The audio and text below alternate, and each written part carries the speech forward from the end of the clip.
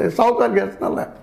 ಅದರಲ್ಲೂ ಈ ಸಂದರ್ಭದಲ್ಲಿ ಬಾಲನ್ ಅನ್ನುವಂಥ ಒಬ್ಬ ವಕೀಲರು ಬಂದಿದ್ದು ನಿಜವಾಗಿಯೂ ಹೋರಾಟಗಾರರಿಗೆ ಒಂದು 8 ಎದೆಯ ಶಕ್ತಿಯನ್ನು ತಂದು ಕೊಟ್ಬಿಟ್ಟದ, 8 ಆಣೆಯ ಬಲ ತಂದು ಕೊಟ್ಟದ. ನಿಜವಾಗಿ ಬಾಲನ್ನವರ ವ್ಯಕ್ತಿತ್ವವನ್ನು ನಾವು ಗಮನಿಸಿದ್ರೆ ಭಾಳ ಅದ್ಭುತವಾದ ಬ್ಯಾಲೆನ್ಸು, ಜೊತೆಗೆ ಸತ್ಯಕ್ಕೆ ನೇರವಾಗುವಂಥ ಕಾನೂನು ಪಂಡಿತ, ಇದು ಭಾಳ ಮಹತ್ವದ್ದು. ನಮ್ಮಲ್ಲೆಲ್ಲ ಸಾಕಷ್ಟು ಮಾತುಗಳಿದ್ದಾವೆ, ಇಲ್ಲಂತಲ್ಲ, ಸತ್ಯವನ್ನು ಹೇಳೋ ಕರೆಗಳಿದ್ದಾವೆ, ಇಲ್ಲಂತಲ್ಲ. ಆದರೆ ಕಾನೂನಿನಲ್ಲಿ ಸಿಗಿಸುವಂಥ ಒಂದು ತಾಳ್ಮೆ, ಸಹನೆ, ಜಾಣ್ಮೆ ಇವೆಲ್ಲ ಆ ವ್ಯಕ್ತಿಯಲ್ಲಿದ್ದಾವೆ.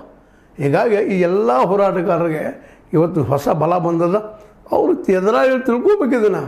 ಇನ್ನಾದರೂ ತಾವಾಗಿ ತಪ್ಪೊಪ್ಪಿಕೊಂಡು ನಡೆದ ಘಟನೆಗಳೆಲ್ಲ ನಾವು ಹೊಣೆಗಾರರು ಅಂತೇಳಿ ಶರಣಾಗಬೇಕಾಗಿದೆ.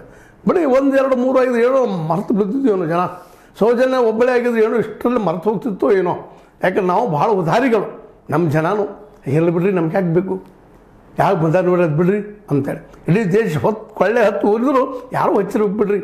ನಮ್ಮ ಮನೆಯ ಬದಿಯ ಮನೆಗೆ ಬೆಂಕಿ ಬಿದ್ದಾಗಲೂ ಏನೋ ನಮ್ಮ ಮನೆಗೆ ಬಂದಿಲ್ಲ ಬಿಡ್ರಿ ಅನ್ನೋ ಮನೋವೃತ್ತಿ ಅವ್ರಲ್ಲ.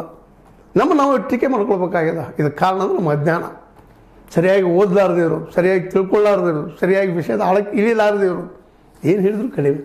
ಇಂಥ ಸಂದರ್ಭದಲ್ಲಿ ನಮ್ಮ ಜವಾಬ್ದಾರಿ ನಾವು ಮಾಡ್ಕೊಂತ ಪ್ರಸಂಗ ಬಂದದ. ಇವತ್ತು ಆ ನೆಲೆಯಲ್ಲಿ ಚಿನ್ನ ಇನ್ನು ಯಾಕೆ ಹೊರಗೆ ಬಿಡ್ತಾ ಇಲ್ಲ, ಯಾಕೆ ಭಯ ಪಡ್ತಾ ಇದ್ದಾರೆ, ಇದಕ್ಕೆಲ್ಲ ಉತ್ತರ ಹುಡುಕಬೇಕಾಗಿದೆ.